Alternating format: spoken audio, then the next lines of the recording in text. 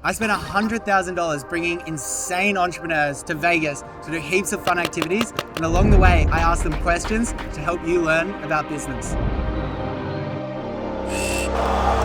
So we just landed in Vegas 2 hours ago. We've got a group of entrepreneurs and also daily mentor coaches. First, we've got a little bit of team bonding. Who got me? Oh, got me straight in the head. How did you make your first million? I am the co-founder of a company called QALO that we created the silicone wedding ring. How'd you come up with the idea and how'd you grow it? So I got married really young. I got married at 24. I was trying to be an actor in LA and married my wife, met her on a movie set, and then realized that all of a sudden I started wearing a metal ring and it was a huge pain wearing it. It didn't make any sense to me. So I went out looking to see if anybody had solved the problem. Nobody had done it yet. And so I just decided to do it myself. And my goal was just to replace my waiting tables income so I could actually become an actor. How much money did you make on the best year of that? We made around $40 million in our best year. That's crazy. And do you think it's possible to do that nowadays? Absolutely. If I can do it when I started, it doesn't matter what the time is, the right person with the right obsession can do it. How do you do it? Obsession. I think that's the word. I think you have to very much understand the product category that you're selling into. You have to understand how to sell. If you can't sell, nothing else matters. And then beyond that, you have to stay obsessed. What was the biggest failure that you've had in business? For me, I think as the company grew, I think that I became a bit complacent. And the obsession that I had when I first started, I think started waning a little bit. And I started putting too much on the people that were working for me. I still think you build companies through people. You've got to care about people. You got to trust people. But I think you as the founder, no one's ever going to replace the obsession that you have. And so regardless of the size of the business, you got to keep going. What's your biggest lesson for young entrepreneurs? I think you have to know how to sell, honestly. I think that it is very much about just getting yourself out there and not being afraid to put your product out into the world. I think there's way too many people that spend so much time in their room trying to craft the perfect product, and you cannot craft the perfect product unless customers tell you what is going to make it perfect. And so get the first version of your product, whatever that may be, get it in front of as many people as you possibly can, take the feedback and make it better. It's the only way to give people what they need. How do you find the next big e-commerce product? Oh man, I think that's the billion-dollar question. I think it is ultimately, but really, I think you have to be looking at what's going on in the world. I think very much e-commerce is at the forefront of what's happening with trends, what's happening with new product releases, what's going on in the world. And so I think if you can stay up to date on what's trending in terms of what people want and what they're looking for in terms of products, I think you can find a winner. So, how'd you make your first million? Oh, it's a long story. So I'd say about maybe 10 years ago, I was a bartender at a bar in Ottawa, capital of Canada. There was always kids coming down from a cool startup above, coming down every night. And they were wearing like flip-flops and t-shirts coming out of the office. I'm like, what's going on up here? So I did some investigation and it was called Shopify, startup. The little company called Shopify. Above a Starbucks, yeah. So learned a little bit more about it, applied about 5 or 6 times. And then finally got in around 2015, so about 10 years ago now. And then during the heap of it, probably like 2021, 2022, COVID, familiar? Yeah. So COVID happened, Shopify was doing really well, stock was taken off, I'd say, and sold some and opened a brewery. So as an early stage employee, you get options in the company. You get options, exactly. So it was an option at the beginning. You know, they take like total compensation package, right? So they look at salary versus shareholder, and I got some stock. So it worked out. What employee number were you? Oh, it's a great question. Somewhere around, 386 maybe? Yeah. So many people do startups thinking that's the only way to get rich and get ahead. What do you think about that? It's definitely an option for sure. I mean, we work really, really hard, find a really good startup, a CEO you really believe in. But I would say, start your own thing. So you would still recommend, even though you made so much money working for Shopify, starting your own thing? I would. If I could go back, I would. I'd build a brand in 2015. What's your biggest failure? Oh, my biggest failure. I don't know if I'd pinpoint it down to one thing. I'd say it was more of like an overarching lesson in my career. Doing shit and telling people. I think it's really, really important. Exactly what we're doing here, right? Telling stories. And I didn't like to do that at the beginning of my career, and I've gotten more used to it now. And I think like the more people know about what you're doing, what you're building, the better it is for your brand. So what's your number one tip to start an e-commerce business? So I would say, obviously you have to join Daily Mentor, right? There's so many different pieces of e-commerce as a whole, right? There's acquiring customers, converting them, retaining them. There's brand strategy, the tech solutions you work with, your business operations, and you can't be an expert in all of them. So you really need mentors and coaches who are better understand business, have been there and built it themselves.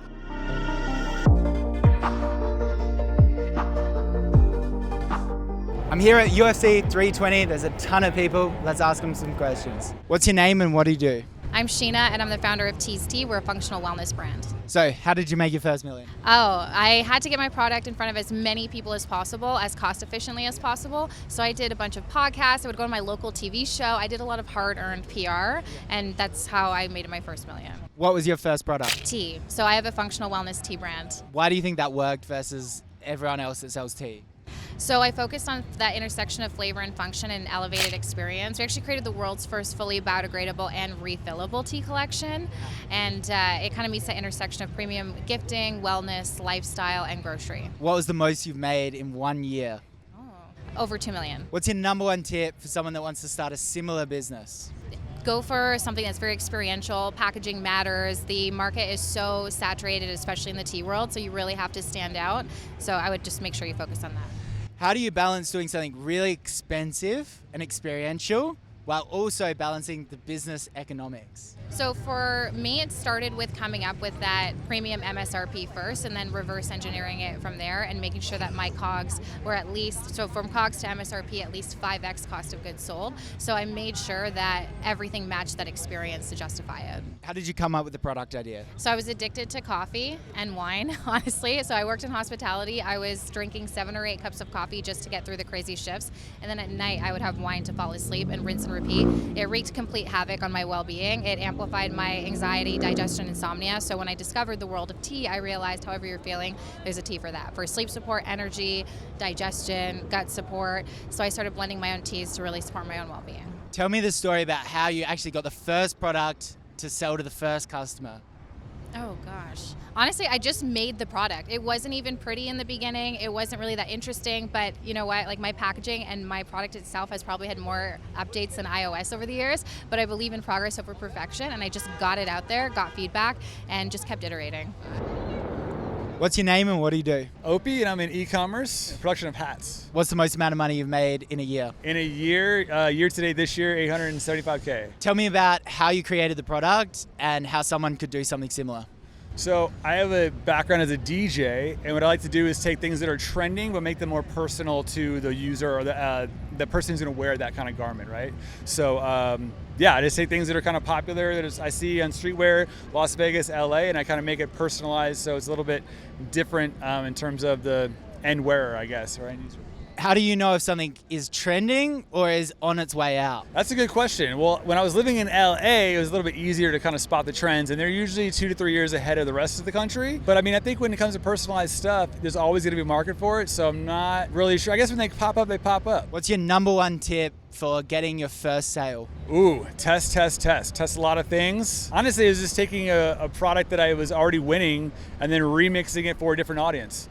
So run me through the story. So you had the idea for the product. How did you get your first sale? Okay, so essentially, if you look at like Etsy stores or Shopify stores selling personalized items, they're usually for like moms and grandmothers, right? And I'm like, okay, well, there's a lot of kids out here wearing, like that guy's wearing the hat right there. You know, wouldn't it be cool if instead of wearing like a cock on your hat, right, a rooster on your hat, wouldn't it be cool if it was like a personalized pet, right? I've had pets, they've all passed away, unfortunately. Now I have 2 girls, similar to pets. But yeah, I mean, I figured, would this work? And then I said, okay, let's test it in the market. Ran some ads, got a sale on day 1, and here we are. So tell me what exactly your product is and why people buy it. We sell custom hats with pet patches on the front of them. And people love them because either A, you got a new puppy you're really excited about, B, your pet passed away, unfortunately. They don't live as long as humans. Again, sometimes I wish they would.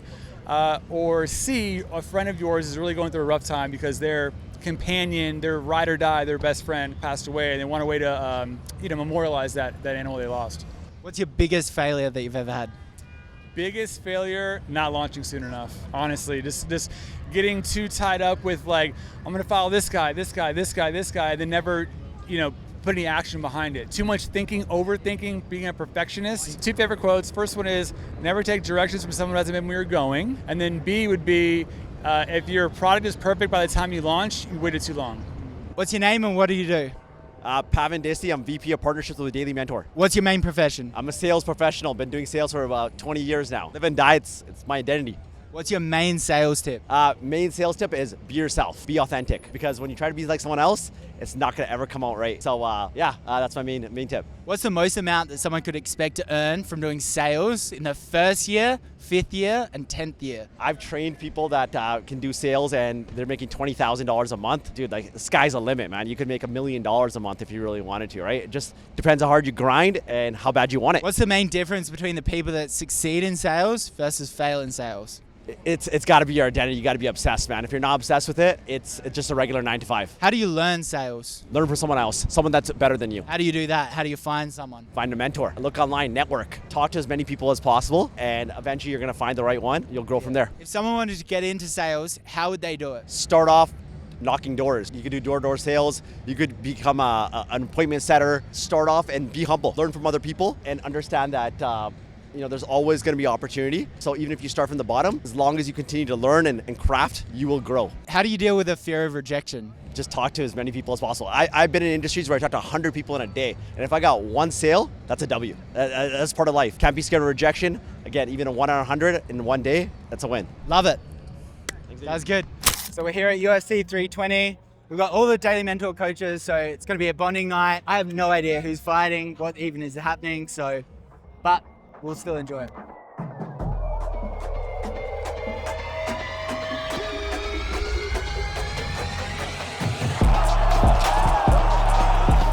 love USA now. This whole Vegas part of the trip is probably going to cost about $50,000. We don't really charge members, which we're going to go see in a second. We booked them another big nightclub for wrap-up night. We've got another casino kind of room booked as well. And we've also got this massive Airbnb where everyone's going to visit. We're going to do some round tables. I think this is what separates Daily Mentor from everybody else. It's like, it is actually a community. Like we're not just running a massive event with people on stage. Maybe we'll do that one day. Right now, we're just trying to foster connection, create a community, answer as many questions as possible, and have some fun. What's your name and what's your business? My name is Tristan Duke, and I sell high-ticket fitness products to women. What exactly do you sell? I sell Pilates reformers. And how's it going? It's going wonderful.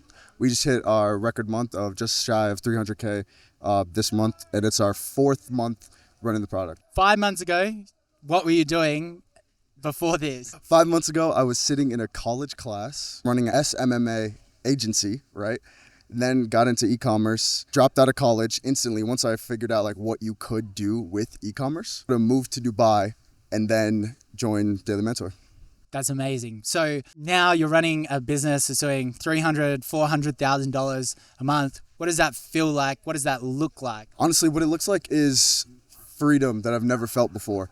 Like relying on parents and other external things for money, never really being able to rely on myself.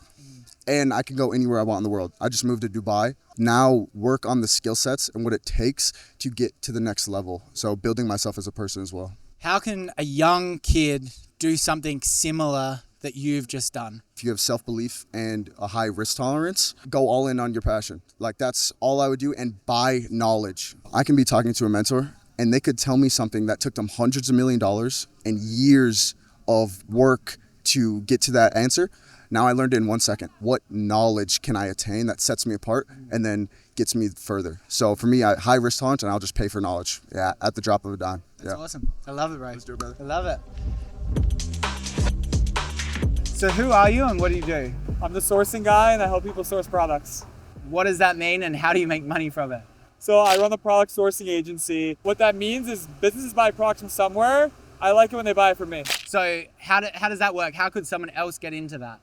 So all you need to do is find a factory that's selling a specific product and then find a business that purchases that product in bulk. That could be a coffee shop. Where do they get all their cups from? A hotel. Where do they get all their pillows from? An e-commerce brand. Where do they get their inventory from? If you can just learn basic fundamentals of sourcing and you find one good product, one good factory, you then can find tons of customers that are willing to buy that product in bulk. How do you contact these customers? So for me, I like to find industries where they're currently buying from these big wholesalers. These big wholesalers are not innovating on finding unique products, and they're not very competitive on price point because they're warehousing tons of items. So instead, you can come in and pitch them, hey, we're going to go and offer you a more unique, more on-trend product direct to factory. And because you're going direct to factory to fill the product instead of going from a US warehouse, there's a lot more margin there and you can actually beat them on price. So let's say someone's selling an Oodie You're not just going to them and saying, hey, we can get you a cheaper Oodie. You're saying we can get you different products? Someone asked us for an Oodie. What we would do is we would knock off the Oodie. We would. So we would take a sample of the Oodie. We would go and ship it over to a factory. We would go and make a similar product that doesn't infringe on any type of copyright. And we would customize it with their logo on it. Yeah. Because the Oodie might not have like a whole system for efficiently doing large-scale B2B for giveaways. How do you advertise your business? So I advertise through social media. So I'm the sourcing guy on social media. I make content about manufacturing and sourcing, and that's where we get customers. But all my first customers were just going, knocking on doors, reaching out on LinkedIn, and finding little arbitrage opportunities. And I found really cool product, and I figured out the customers and I want to buy it. What's your main piece of advice for young entrepreneurs? You just gotta get started. Like, it doesn't matter what you're doing, just start selling stuff, start making money in some capacity. Yeah. Even if you're just slinging random products in the street, your business will slowly evolve and slowly grow, and you'll find product market fit. So how big is your business? So we were ranked the #1 fastest growing company in our entire industry. Love it, bro. Crush it. So who are you and what do you do? My name's Andrew Bruce, and I'm a product developer and founder. Yep. And I've launched the brand Katsumo. What is that? It is an interactive cat wrestling puppet that you wear. You can slide it onto your hand. It has a protective sleeve. You can move 4 legs and a mouth and wrestle cats in a protected fashion. That's awesome. Tell me about how you launched the product. I live in the Bay Area. I was working as a mechanical engineer in medical device, actually, and I was in between jobs and playing with a cat that was gifted to me by my parents. And in this time between jobs, I was playing with her a lot more and realized that she loved to wrestle. And so at that point, I ordered a kid's puppet to see if she'd like that, and she really enjoyed playing with that. And at that point, I knew that this could be a full-on product. And I scoured the internet to see if it exists, and it didn't. So I said, okay, cool, this will be my next thing. I want to design a very cat-centric puppet. So from there, I reached out to manufacturers and had prototypes made, and eventually got to a product that I was very satisfied with, and had the website live November of last year. I had a video go viral December 31st. This is going into New Year's. It was a very casual video, didn't think too much of it, and just posted this, at 10 o'clock, and then checked back like 2 hours later, and it was exponentially growing on TikTok. I went over to Shopify, and the sales were running through. And this resulted in selling out of 1,000 of these toys by January 22nd. Yeah. So it was a very kind of big splash for me. I always believed in the product, but then actually just seeing that happen really put some wind into my sails. So over that month, how much revenue did you make with just launching that new product? Yeah, it was $50,000. It's crazy. So a lot of people watching this would be like, I have a job, but I have an idea. What's your advice for them? Should they commit, launch their idea? Run us through it. I took more of a conservative approach, and I think it's a good approach. So I do think if it's possible, with the idea that you're mulling over and that you want to explore, try to have a full-time job that's stable, predictable, and work at nights, work some weekends, cut out some of the social stuff, and explore that. And then once you get some traction and feedback and you know that that might work, for me it was having the first 1,000 units sell. That's when I'm like, okay, when am I going to give my 2 weeks notice? So you have one of the most viral social media products of all time. What's the most amount of impressions that you've got in one video? The top video I think has 7.4 million plays. Yeah. Instagram has started to take over from the success on TikTok, actually. There's just a lot of engagement with the cat enthusiasts on Instagram. What's your advice to getting viral on these platforms? Don't overthink it and over edit. The videos that went viral, we put in maybe 2 minutes of prep, and it was just very organic. I think the audience kind of knows, and it's a little bit more palatable and almost appreciated at this point where it looks homegrown. What's your one piece of advice for young entrepreneurs that want to get started in business? Don't wait to have an idea. There are ways to dip your toe into entrepreneurship without having that eureka moment. You can be white labeling product, get on Amazon, form an LLC, go through the steps to prove to yourself that this is something you really want and it's not just a dream. And at that point, you'll have some skills for when the idea does hit, or you have, some creativity and you want to take on something that's a little bit more unique. That's awesome. Good luck with it. Thank you. Yeah. I just assume that every Airbnb looks like this in Vegas. I'm surprised there's not like a slot machine like over here. It was amazing to see all our members breaking through barriers together, and it reminded me of our main goal, to build the most helpful e-com community in the world. If you have an e-commerce business and want real mentors that build multi-million-dollar products, go check out the link below.